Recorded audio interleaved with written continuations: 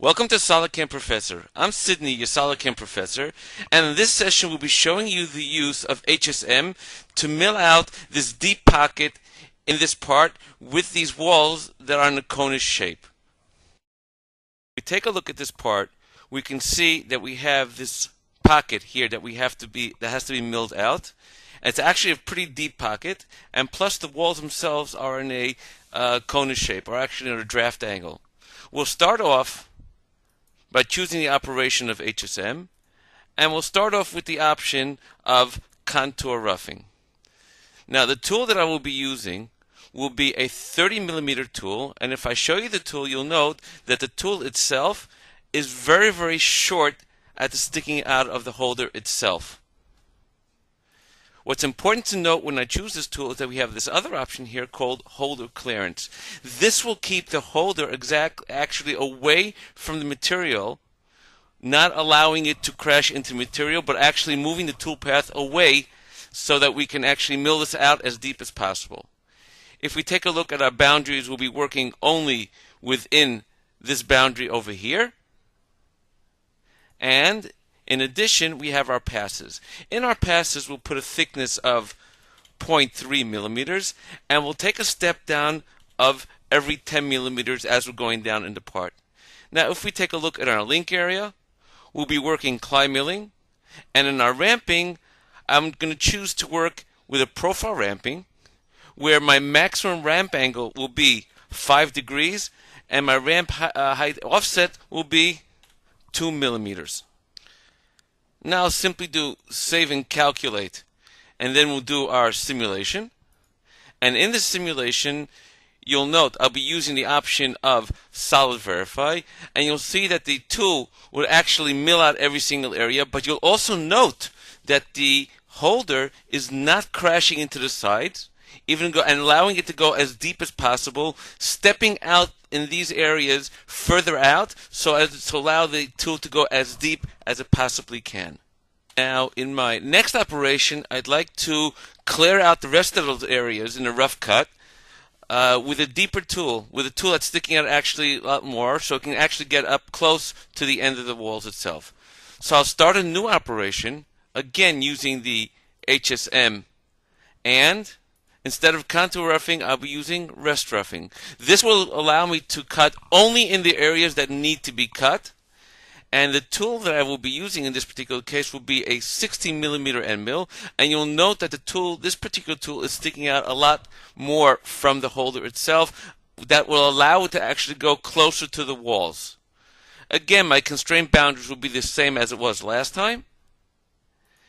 And in my passes area, we have my thickness.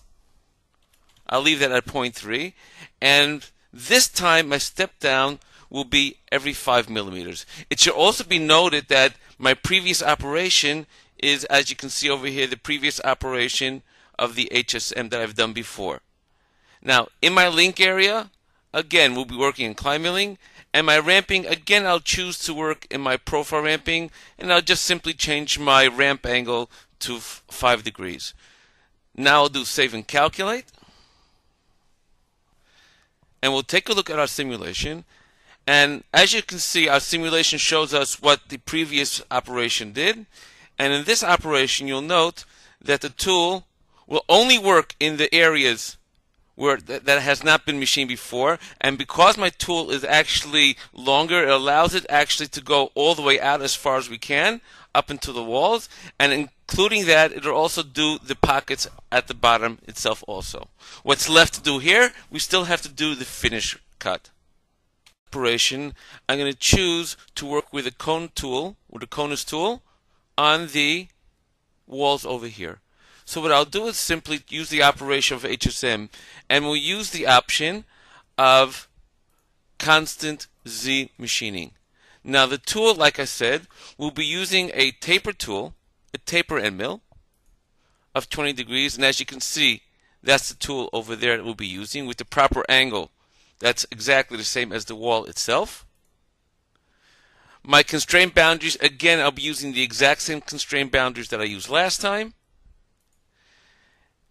And this time in my passes, since I'm going to my finish cut, I'll leave my thickness at 0.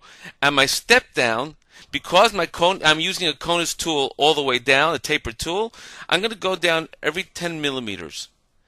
And in my link area, again, I'll be using Klein milling.